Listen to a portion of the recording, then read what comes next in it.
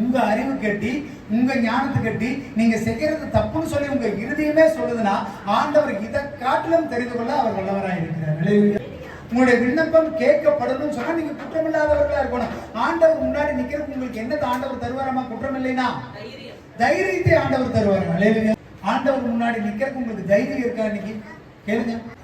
தப்பு செய்யாதவன் தான் தைரியமா நிற்பான், குற்றம் இல்லாதவன் தான் தைரியமா நிற்பான். பாவம் செய்யாதவன் தான் ஆண்டவர் முன்னாடி எப்படி நிக்க முடியும்? நெஞ்சு நிமித்தி ஆண்டவர்கிட்ட போய் நிப்பீங்களா?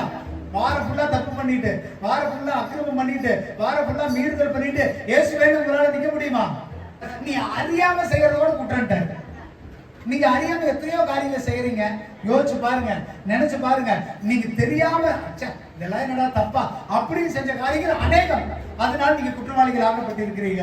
அந்த குற்றவாளிகளா நீங்க ஆக்கப்பட்டது நிமித்தம் ஆண்டவர்கிட்ட உங்கள்ட்ட தைரியம் இல்லாம போயிடுச்சு. நீங்க தைரியம் இல்லாதனால உங்களுடைய ஜெபம் கேட்கப்படாம போயிடுச்சு.